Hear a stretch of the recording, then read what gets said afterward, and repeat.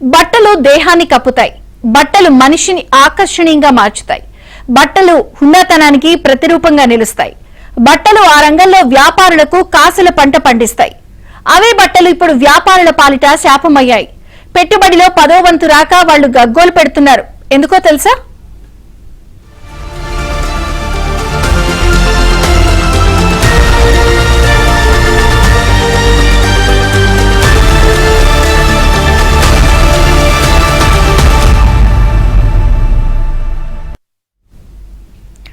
మన దేశంలో 20 కోట్ల మంది పారిశ్రామికవేత్తలు, కార్మికులు, దుకాణదారులు, దర్జీలు, రవాణాదారులు వస్త్ర రంగంపై ఆధారపడి జీవిస్తున్నారు.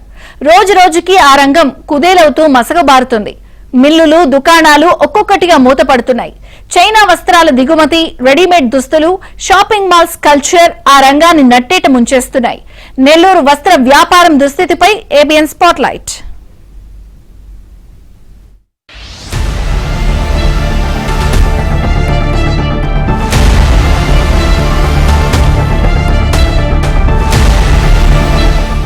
ఒక వస్త్రం తయారు కావాలంటే చాలా పెద్ద ప్రాసెస్ ఉంటుంది. రైతులు పండించే పత్తిని జిన్నింగ్ చేసి విత్తనాలని వేరు చేస్తారు.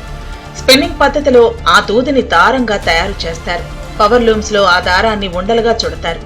అవి గ్రే పద్ధతిలో ముడి వస్త్రంగా తయారవుతాయి.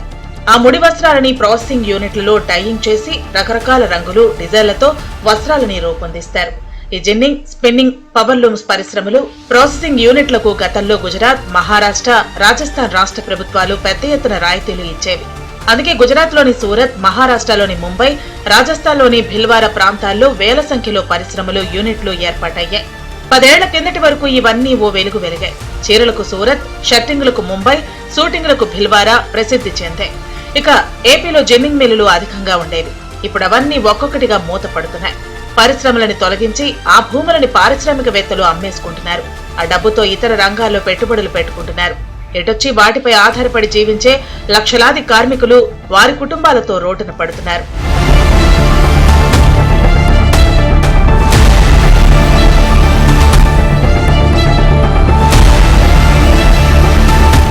ఏపీలోని నగరాలు, పట్టణాలతో పాటు మండల కేంద్రాల్లోనూ వస్త్ర దుకాణాలు ఉన్నాయి.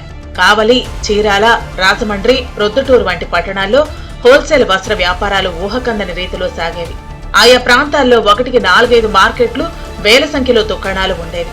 పండుగ సీజన్లలో అంత పెద్ద మార్కెట్లోనూ అడుగుపెట్టే వీలుండేది కాదు. ఆయా ప్రాంతాలను చిన్న ముంబైగా పిలుస్తూ ఉండేవారు. గత కొన్నేళ్లుగా వ్యాపారాలు తగ్గుతూ వస్తున్నాయి. దుకాణాలు ఒక్కొక్కటిగా మూతపడుతున్నాయి. వ్యాపారులు ఆర్థిక ఇబ్బందుల్లో కూరుకుపోతున్నారు. కొందరు గుమస్తాలకు ప్రతి నెల ఖచ్చితంగా జీతాలు ఇవ్వలేకపోతున్నారు. టైలరింగ్ షాపుల సంఖ్య తగ్గిపోతోంది. ఒక టైలరింగ్ షాపు యజమాని తాను ఉపాధి పొందుతూ మరో 5 నుంచి 10 మందికి ఉపాధి కల్పిస్తుంటాడు. ప్రస్తుతం టైలరింగ్ షాపులు నడవటం తలకు మించిన భారమవుతోందని దుకాణదారులు ఆవేదన వ్యక్తం చేస్తున్నారు. ఏపీలో ఈ రంగంపై ఆధారపడి లక్షలాది కుటుంబాలు జీవిస్తున్నాయి.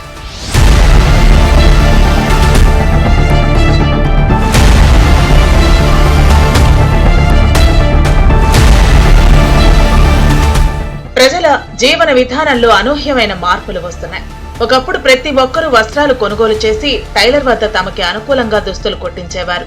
అందుకు ఒక రోజంతా కేటాయించేవారు. ఇప్పుడు అంత సమయం వృధా అనే ఆలోచన ధోరణిలో ఉన్నారు.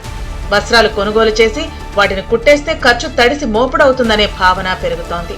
ఒక షర్టు కుట్టించాలంటే 800 రూపాయలైతే అంతకంటే బాగుండే షర్టు రెడీమేడ్ లో 600 రూపాయలకే వస్తుంది. సమయం, ఖర్చు, ఫ్యాషన్స్ దృష్ట్యా ఎక్కువ మంది రెడీమేడ్ దుస్తులకే ప్రాధాన్యమిస్తున్నారు. వస్త్ర వ్యాపారం కుదేలు కావటానికి ఇదే ప్రధాన కారణం.